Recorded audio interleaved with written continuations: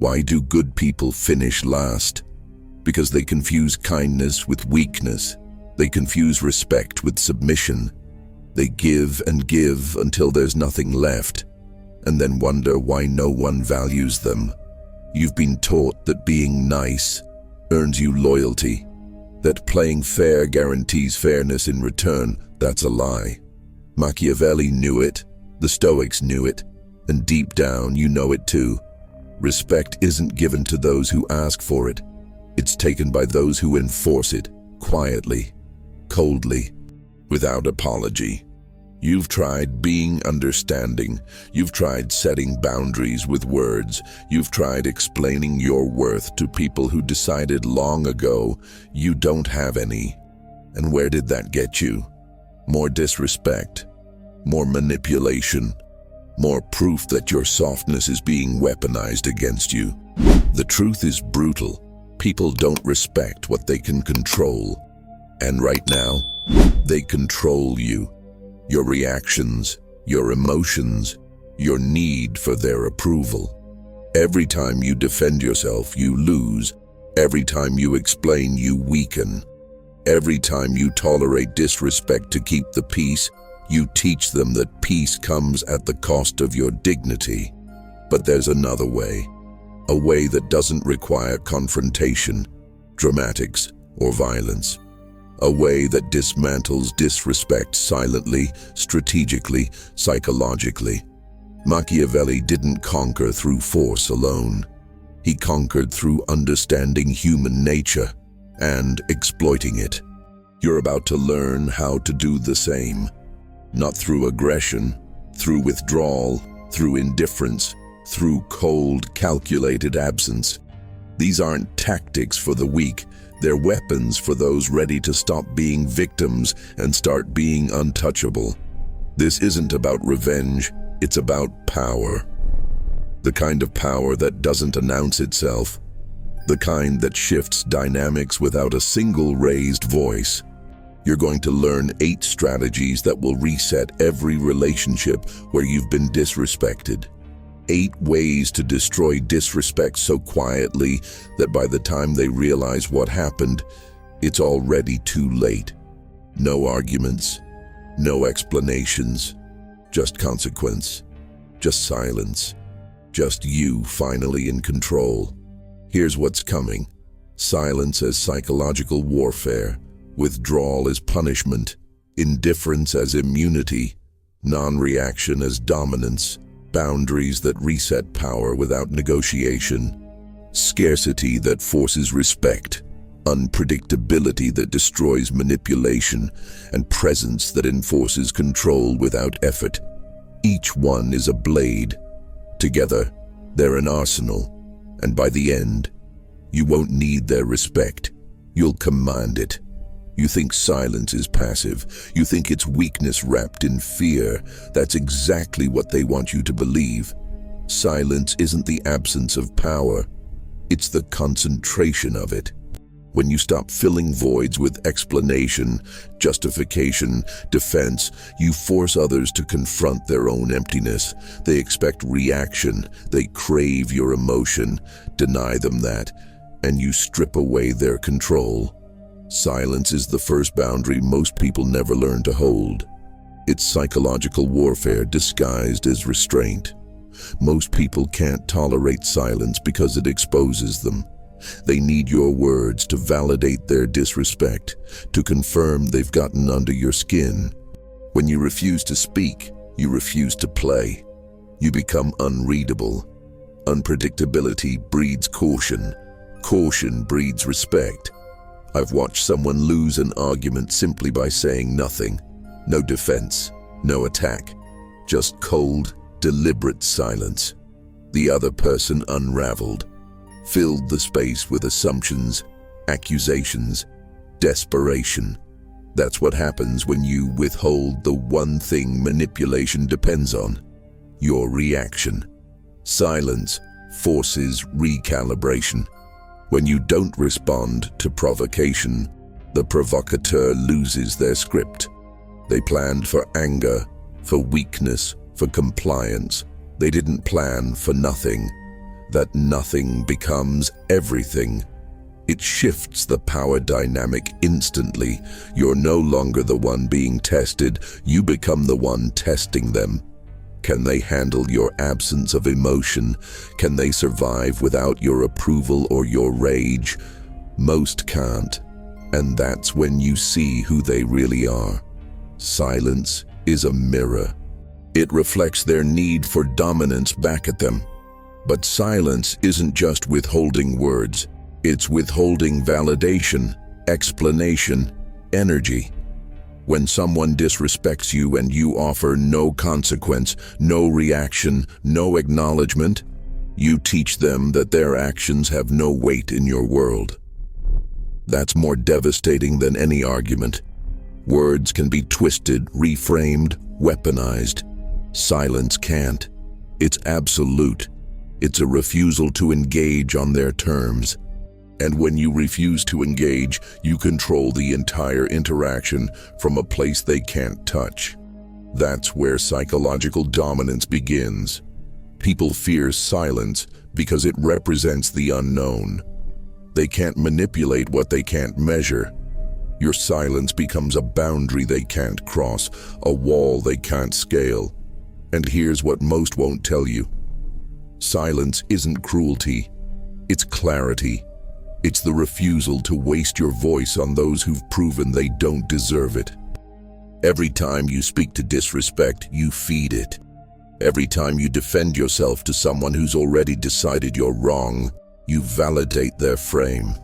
Silence breaks that cycle. It says, I don't owe you my inner world. And that terrifies people who depend on your reaction to feel powerful. You've been taught that withdrawal is mean, that pulling back without explanation makes you the villain. That's the programming talking. Withdrawal isn't cruelty, it's consequence. When you remove your approval, your attention, your energy without announcement, you create a vacuum. People don't know what they did wrong. They don't know if they can fix it. They only know something shifted. And that uncertainty, that's where power lives. You don't owe anyone a roadmap to your respect. Withdraw it silently and watch how fast they start auditing their own behavior. Most people operate on the assumption that your approval is guaranteed. They disrespect you today because they know you'll be there tomorrow. That predictability is your weakness. The moment you withdraw without warning, you shatter that assumption. No argument, no confrontation, just absence. You stop responding the same way. You stop showing up the same way. You stop caring the same way. And suddenly they're scrambling. They're replaying conversations. They're wondering what changed. That confusion is your leverage. You didn't give them a fight. You gave them nothing. And nothing is harder to recover from than everything.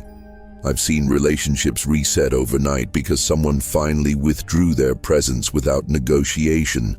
No dramatic exit, no tearful explanation, just cold, calculated distance.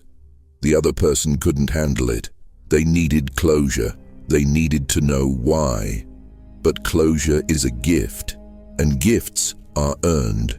When you withdraw approval without warning, you deny them the comfort of understanding. You force them to sit with the discomfort of their own actions.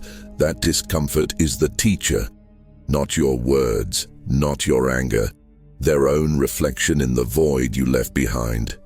Withdrawal works because it operates on the principle of scarcity. People value what's rare. When your approval becomes inconsistent, unpredictable, conditional on respect, it becomes valuable. Before, you gave it freely. Now, it's earned. That shift in perception changes everything. They can't take you for granted anymore. They can't assume you'll tolerate disrespect because you always have. You've introduced consequence without conflict. That's strategic psychology. You're not punishing them with words. You're punishing them with absence. And absence, when used correctly, is louder than any accusation. But here's the part most people miss. Withdrawal isn't temporary pouting. It's not a tactic to manipulate someone back into your good graces. It's a permanent recalibration of boundaries. When you withdraw approval, you're not waiting for them to apologize. You're deciding whether they've earned re-entry at all. That decision is yours, not theirs. They don't get to dictate the terms of reconciliation because they don't even know the terms exist. You've moved in silence. You've shifted the frame. And now, they're operating in a reality where your respect isn't automatic. That's how you destroy disrespect without ever naming it. Indifference isn't the opposite of love. It's the absence of investment. When you stop caring about someone's opinion, their approval, their perception of you, you remove their ability to hurt you. Hidden disrespect thrives on your need for validation. It lives in the subtle comments, the passive aggression, the backhanded compliments. These tactics only work if you're paying attention, if you're invested. The moment you become indifferent, the entire game collapses. They throw their hooks, and you don't bite. Not because you're strong, because you genuinely don't care. That's psychological immunity. Most people can't fake indifference. They try. They pretend not to care while seething underneath. But real indifference is detachment. It's the absence of emotion, not the suppression of it. You don't react to disrespect because it doesn't register as significant. It's noise, background static. When someone realizes their words, their behavior, their manipulation doesn't move you at all, they lose their grip. Hidden disrespect relies on subtlety. It needs you to notice, to question yourself, to feel uncertain. Indifference kills all of that. You're not questioning anything. You're not uncertain. You're simply elsewhere. I watched someone dismantle an entire toxic dynamic by becoming indifferent. No confrontation, no boundary speech. Just a complete withdrawal of emotional investment. The other person kept testing, kept pushing, kept trying to get a reaction. Nothing. Every attempt at manipulation met with flat, emotionless neutrality. Within weeks, the disrespect stopped. Not because the person changed, because the game stopped being fun. Disrespect needs an audience. It needs validation, even if that validation is your pain. Take away the audience, and the performance ends. That's the power of indifference. It doesn't fight. It erases. Indifference works because it denies the disrespectful person what they want most: significance. They want to know they affect you. They want to see you rattled, defensive, hurt. When you offer nothing, you communicate something far more brutal than anger ever could. You communicate irrelevance. You're saying, without saying, that their opinion has no weight, their approval has no value, their disrespect has no consequence because they have no consequence. That realization is devastating. It strips away their perceived power and replaces it with the truth. They never had any. You just stopped pretending they did. But indifference isn't neglect. It's not avoidance. It's strategic detachment. You're not ignoring disrespect out of fear. You're ignoring it because you've decided it doesn't merit your energy. That decision is conscious, calculated. You've assessed the person, the behavior, the relationship, and concluded, not worth it. That conclusion is final. There's no negotiation, no second chances, no hope for redemption. You've moved them from the center of your concern to the periphery of your awareness. And from that periphery, they can scream, manipulate, disrespect all they want. You're not listening. You're already focused on what actually matters. Non-reaction isn't passive. It's active refusal. When someone tries to provoke you and you give them nothing, you're not being weak. You're denying them the fuel they need to continue. Every insult, every test, every attempt at dominance is designed to extract emotion from you. Anger, defensiveness, fear. These reactions validate their power. They confirm that they can affect you.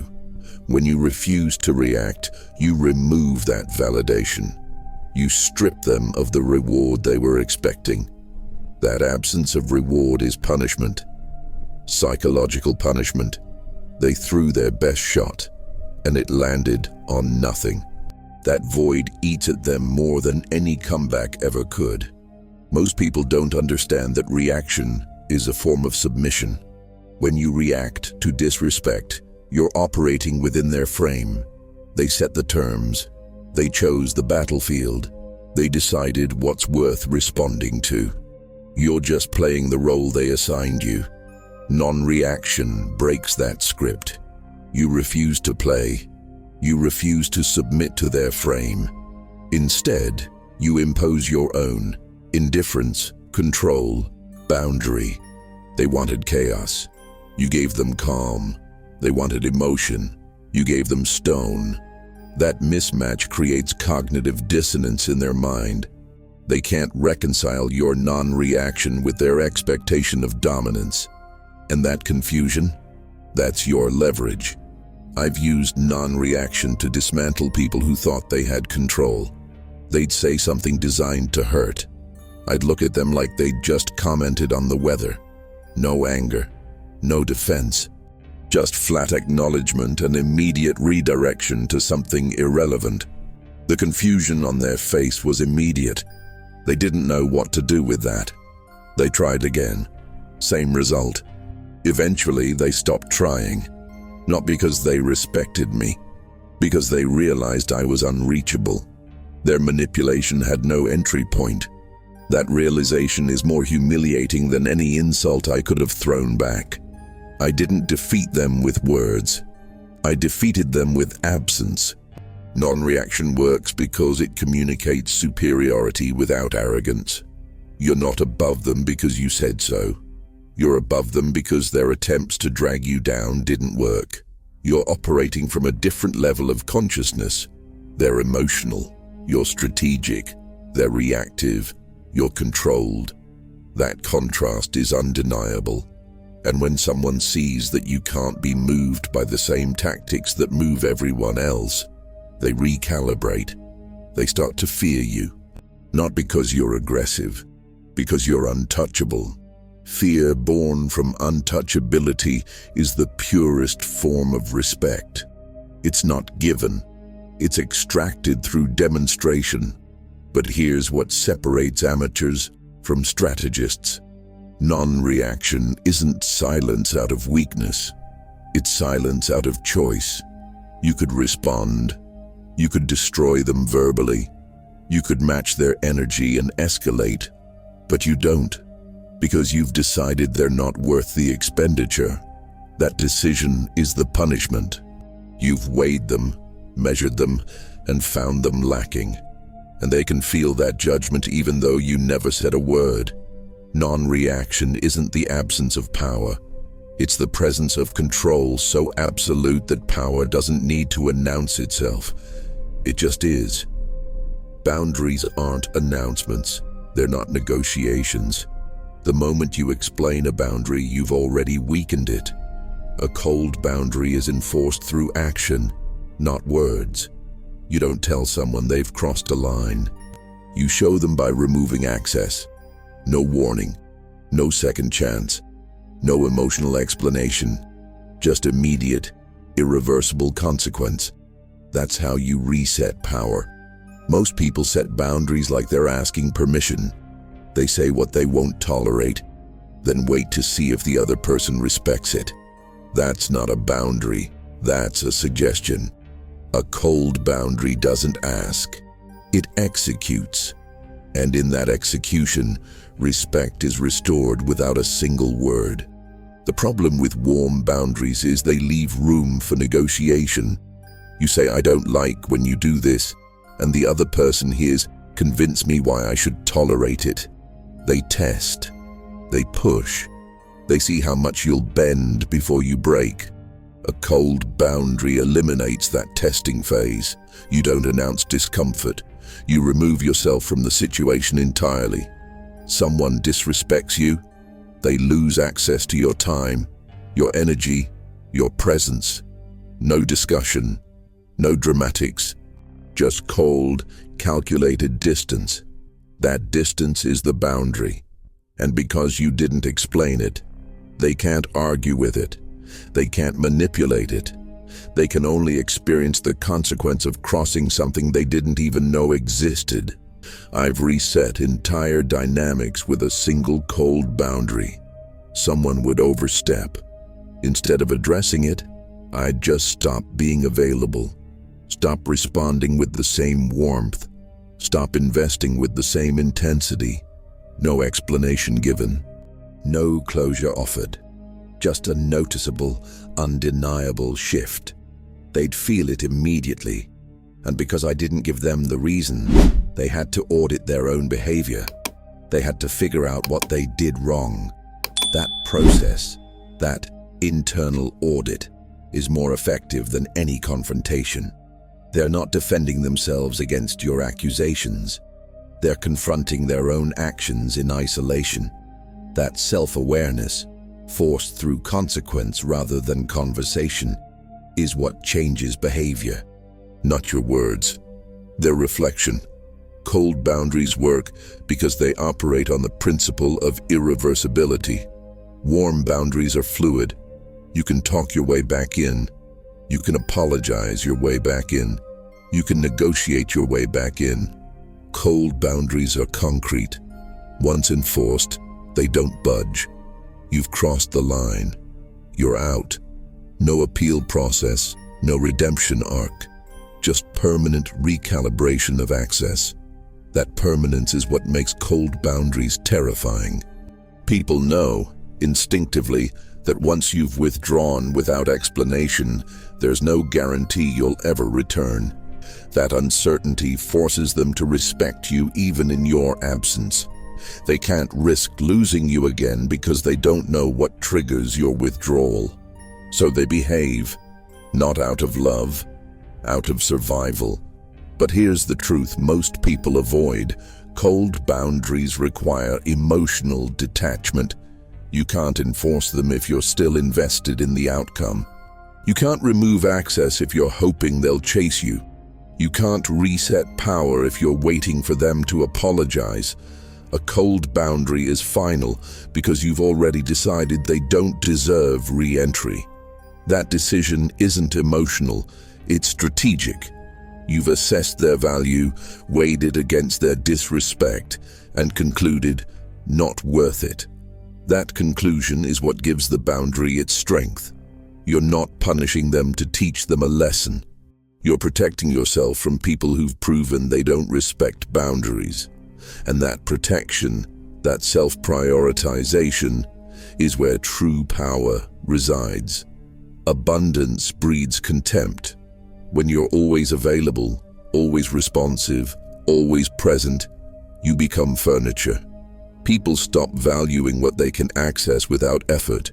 Scarcity reverses that. When your time, attention, energy become rare, they become valuable. This isn't manipulation, it's economics. Supply and demand applied to human psychology. You control the supply. They experience the demand. And in that imbalance, respect is born. Not because you demanded it, because you made yourself scarce enough that losing access to you became a genuine threat. That threat is what shifts behavior, not your words, not your anger, the fear of permanent absence. Most people give too much too soon. They respond immediately.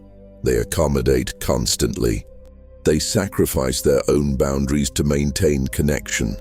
That generosity gets mistaken for weakness. People assume your availability is infinite, so they treat it as disposable. Controlled scarcity breaks that assumption. You stop responding instantly. You stop rearranging your schedule to fit theirs. You stop being the one who always initiates, always follows up, always cares more. That shift from abundant to scarce creates psychological tension. They notice, they feel the void, and suddenly your presence, which they once took for granted, becomes something they have to earn. That's the reset. That's where respect begins. I have watched people transform entire relationships by withdrawing availability. Someone who was once ignored, disrespected, taken for granted suddenly became the person everyone wanted time with.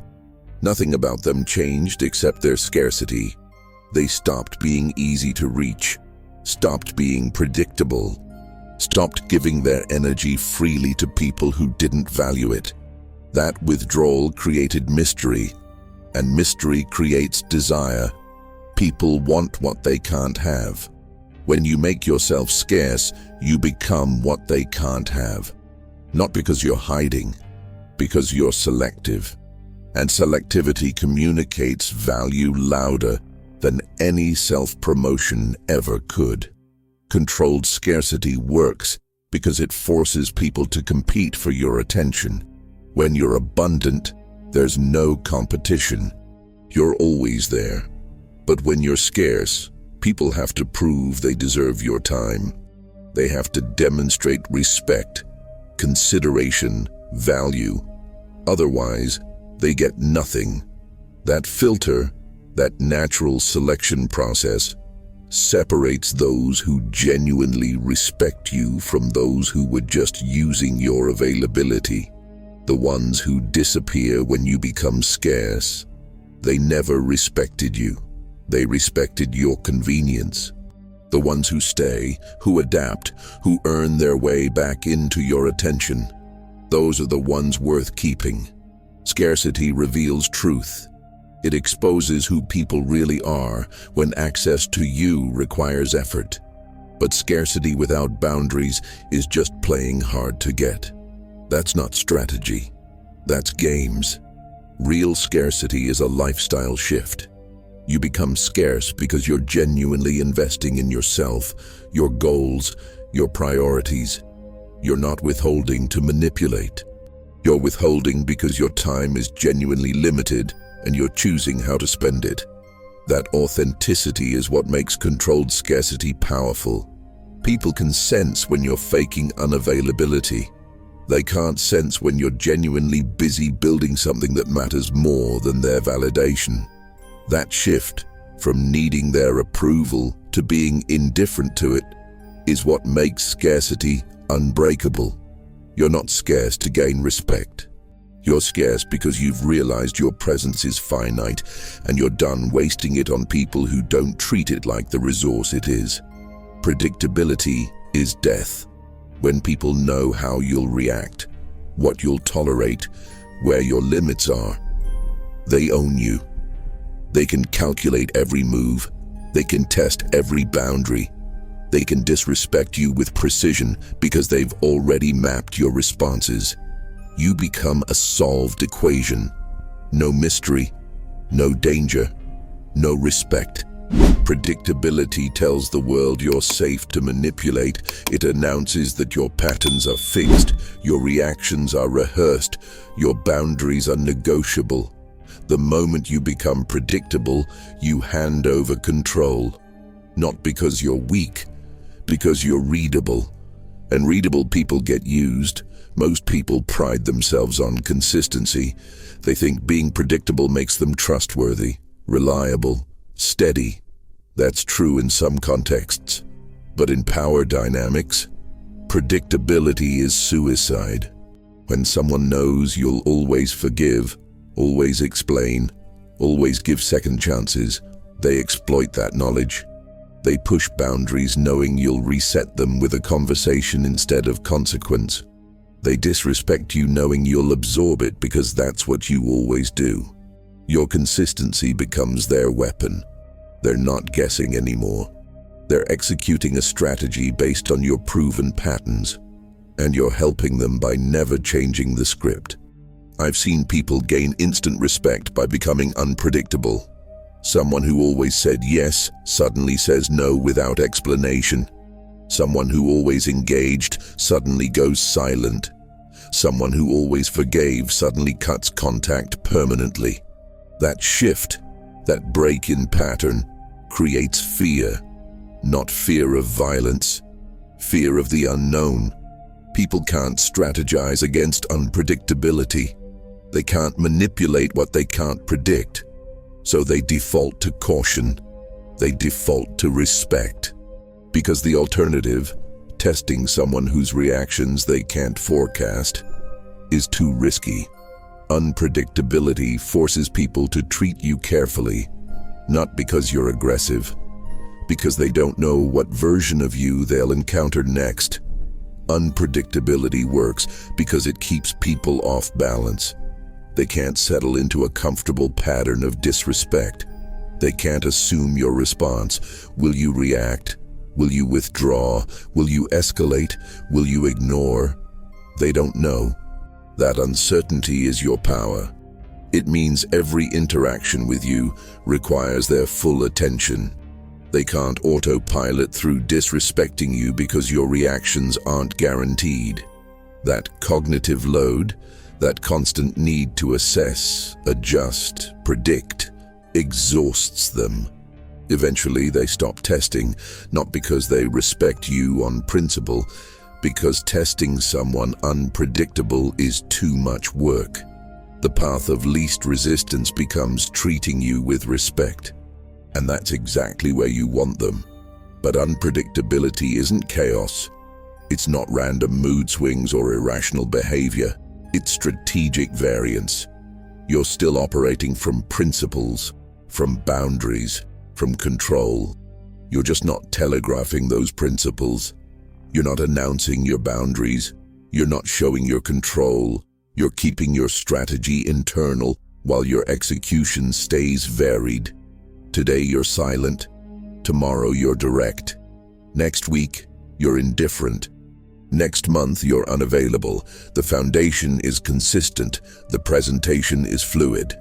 That combination, internal stability with external variance, is what makes you unpredictable without being unstable. People can't figure you out because you're not giving them enough data points. And in that information vacuum, you remain undefined, untouchable, and ultimately in control. Dominance isn't loud. It doesn't announce itself. It doesn't need validation or witnesses. Quiet dominance is the kind that fills a room without saying a word. It's presence, not performance. When you walk into a space and people adjust their behavior without you asking, that's dominance. When your silence carries more weight than someone else's speech, that's dominance. When people feel compelled to explain themselves to you, even though you didn't ask, that's dominance. It's not about intimidation. It's about certainty. You're certain of your value, your boundaries, your power. That certainty radiates, and people respond to it instinctively even if they don't understand why. Most people confuse dominance with aggression. They think you have to be loud, confrontational, imposing. That's compensation. Real dominance doesn't compensate for anything. It exists, quietly, steadily, without apology. You don't need to raise your voice because your presence already commands attention. You don't need to fight for respect because your energy demands it. Quiet dominance operates on the principle of gravitational pull. You don't chase, you attract. People orbit around your frame, not because you force them, but because your center of gravity is undeniable. That pull, that magnetic quality, comes from internal alignment. You know who you are, you know what you're worth, and you refuse to negotiate either. I've seen someone dominate an entire conversation without saying more than 3 sentences. Everyone else was talking, debating, competing for airtime. This person just sat there, calm, observing, occasionally offering a single statement that reframed the entire discussion. No raising of voice, no interrupting. just strategic placement of thought at the exact moment it would have maximum impact. That's quiet dominance. It's not about speaking the most. It's about speaking when it matters. And when you're not speaking, your presence still communicates. I'm evaluating. I'm deciding. I'm in control of whether I engage. That decision-making power, the power to choose engagement, is what separates dominance from desperation. Quiet dominance works because it doesn't seek permission. Loud dominance asks, "Do you respect me?" through aggression, through displays, through constant testing. Quiet dominance doesn't ask, it assumes, and that assumption becomes reality. When you carry yourself as if respect is already given, people give it, not because they've been convinced. Because your frame is stronger than theirs. You're not entering their reality and trying to fit in. You're establishing your reality and watching them adjust. That frame control, that ability to impose your worldview without force, is the essence of psychological dominance. You're not fighting for position. You're already positioned, and everyone else is reacting to that fact. But quiet dominance requires something most people lack: comfort with your own power. You can't dominate quietly if you're still questioning whether you deserve to. You can't command presence if you're worried about how you're being perceived. Quiet dominance comes from a place of internal resolution. You've decided you matter. You've decided your boundaries are non-negotiable. You've decided your respect isn't up for debate. Those decisions are final. And because they're final, they don't need reinforcement. You don't need to prove your worth because you're not trying to convince anyone. You're just existing at a frequency that demands acknowledgement. And that frequency, that unwavering self-possession, is what makes quiet dominance the most dangerous form of power. It doesn't fight. It simply is. And being is always more powerful than becoming. You've been given the blueprint: silence, withdrawal, indifference, non-reaction, cold boundaries, controlled scarcity, unpredictability, quiet dominance.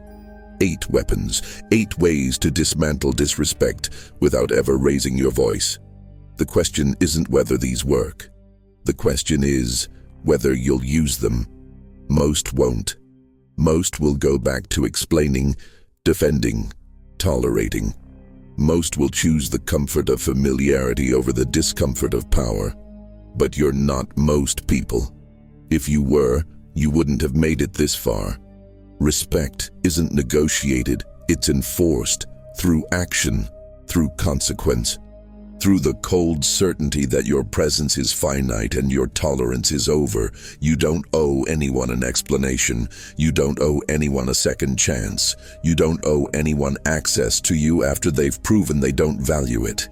Those debts, they're canceled. What you owe yourself is boundaries, standards, self-respect so unshakable that disrespect can't even reach you anymore. That's not cruelty. That's survival. That's psychology. That's Machiavelli's way. The people who disrespected you are watching. They're waiting to see if you'll revert, if you'll soften, if you'll go back to being the version of you they could manipulate. Don't. Stay cold. Stay strategic. Stay unreachable. Let them wonder. Let them audit their own behavior in your absence. Let them realize, too late, that you were never the problem. Their disrespect was, and now they're experiencing the consequence of treating power like it was weakness. Watch the next video. Master this and the world will obey you. Machiavelli. You're not done learning. There's more to master. More layers to dominance you haven't unlocked yet. Don't stop here. Now write this in the comments. I choose power over approval. That's your declaration. That's your line in the sand. Write it. Own it. Let it anchor the shift you're making right now. Control is silent. Respect is earned through absence. Dominance is quiet.